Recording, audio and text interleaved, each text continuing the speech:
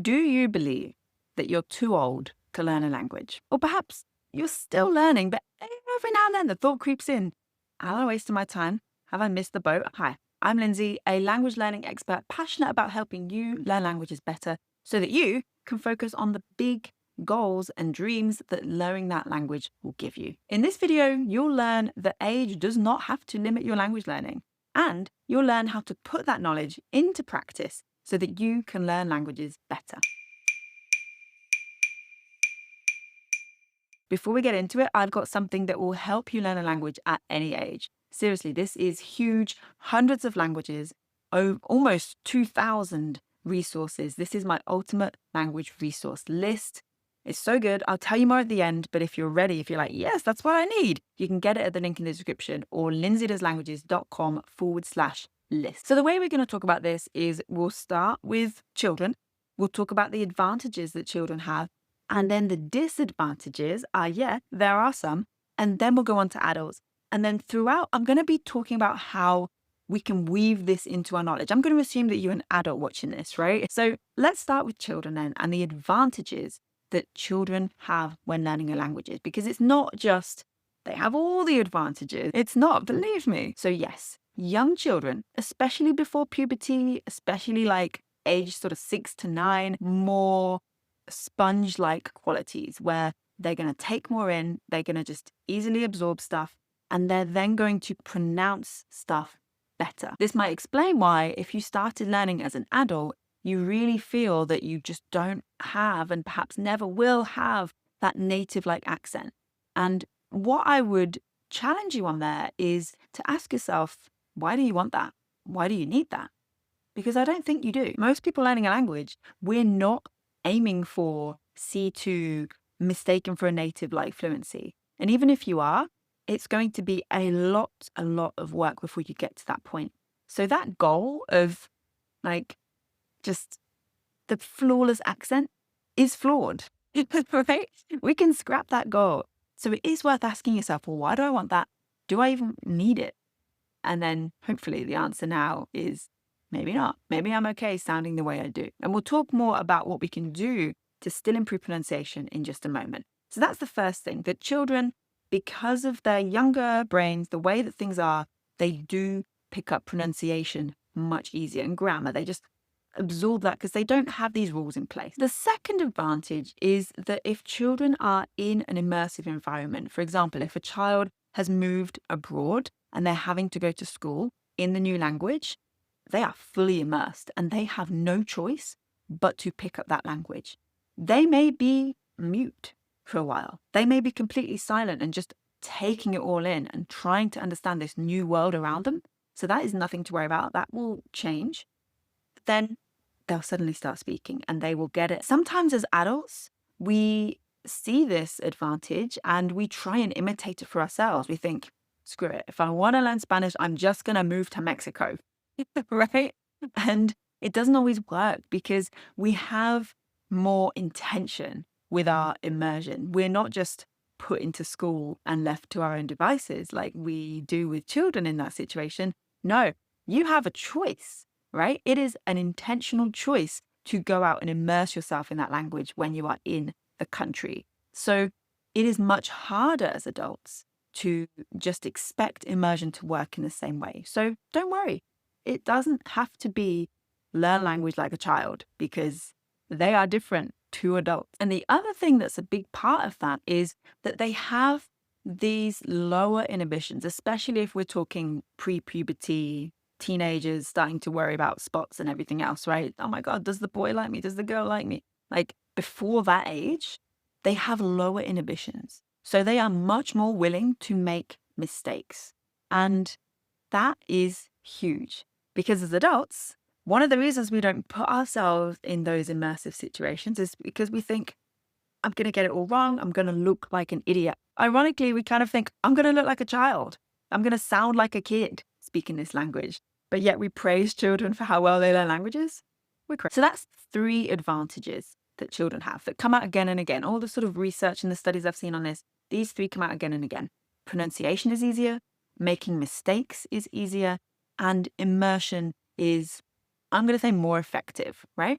Those 3 things. Now, when we know this as adults, we can apply those changes to our own learning. But before we get to that, I want to talk about the disadvantages that children have, because this stuff never gets talked about. We just talk about, oh my God, they're so good. But we need to make sure that we give a moment to just recognize, actually, they don't necessarily have it as easy. And these are perhaps some advantages that we do have as adults. So the biggest disadvantage that children have is that they have lower analytical skills. They do not yet know how to distinguish between one language or the other, or between the grammar of this language and the grammar of that language. So they're just putting things together. And that's where those mistakes are coming from, that higher number of mistakes, because they're kind of piecing together what they think it might be. And maybe they're filling in the gaps with their other language when they don't know. And they're more willing to do that, which is good. But it does mean that when it comes to deeply knowing and understanding the language on a linguistic point of view, they have less analytical skill to do that. So things like grammar skills, learning strategies, all of that stuff just is not a factor when kids learn languages. And I think what that means sometimes is that when we as adults think, I just need to learn like kids, it's so easy for them, I'm just going to copy what they do, we kind of don't think about this disadvantage that they have. And we just think, well, they're not thinking about grammar. They're not thinking about the strategies or the how-to. So I'm just going to ignore that as well. When we ignore that, as an adult, we're missing out on a huge chunk, because if we recognize the advantages that kids have and we try and apply that for ourselves and then add on this layer of analytical thinking and just life experience that we have as adults, it's huge. Now then, if we think about adults, that means that it's basically the opposite way around, right? So it means that as adults, our advantage is that we have more of these analytical skills, we have more life experience, more just linguistic knowledge. Our linguistic repertoire is bigger. And that just means that all the language that we know in the world is bigger. We know the word sushi, and we probably know that it comes from Japanese, right? So we know that when we're talking about sushi in Portuguese, it's probably also going to be sushi. Just like it is in English, because it's a borrowed loan word from another language that we're probably going to talk about in the same way, right? So we just have that knowledge as adults that we can guess more words in that sort of sense. And so that is a huge advantage. Now, if we work backwards and we think about those advantages that children had, so we talked about the pronunciation. Now, if granted, the plasticity of older brains, like the memory begins to fade, all of that stuff happens. Of course, I'm not going to poo-poo that as myth or anything. That is true. That is true. But when we know, okay, kids do pronunciation better, we can think to ourselves as adults, okay, well, I know I have the analytical skills and the life experience to know ways that I can learn pronunciation better and the strategies that I can use. So we can apply that and we can put more emphasis on pronunciation if that's something that we care about. Because remember, I want you to ask yourself, why do I want this? Why do I need this? Do I even care about native-like pronunciation? Or am I happy sounding the way I sound right now in this language? And so if the answer is no, because maybe the pronunciation is causing misunderstanding, in which case we do need to work on pronunciation, we can be thinking, how am I going to work on pronunciation? Which is a huge advantage over a child.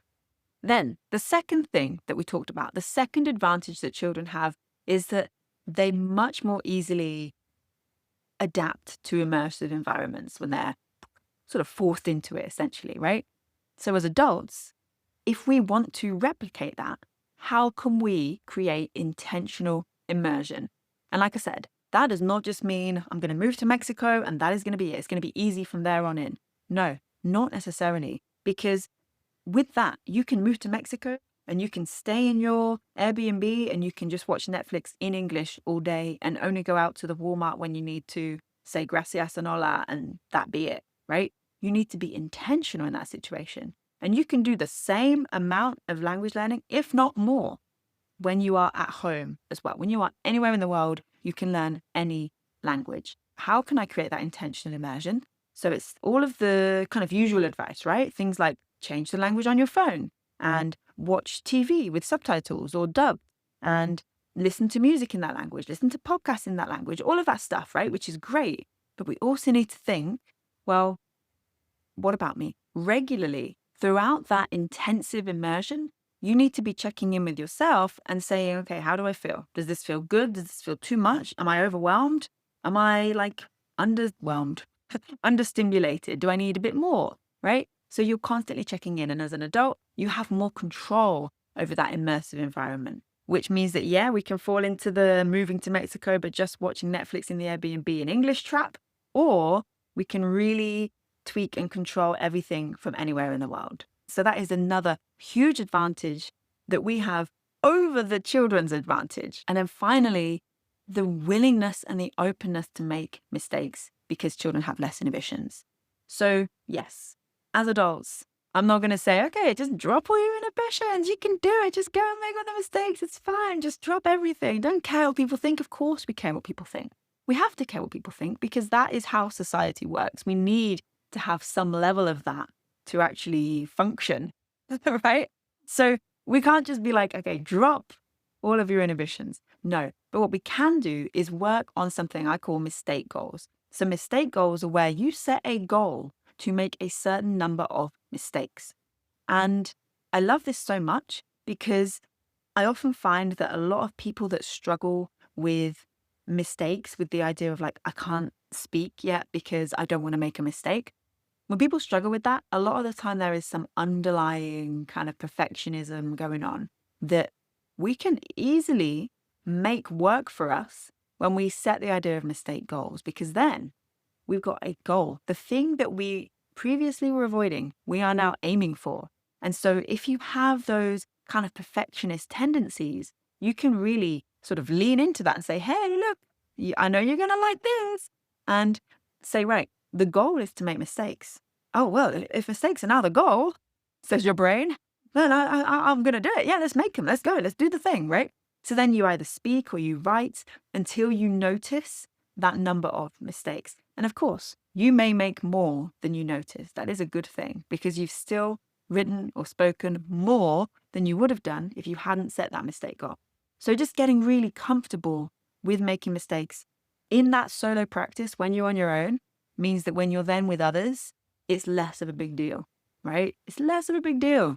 It is less of a big deal. So that's pretty much it. Like, we just need to know, what do children do better and how can I then leverage that with the disadvantage that children have of less life knowledge, less analytical skills?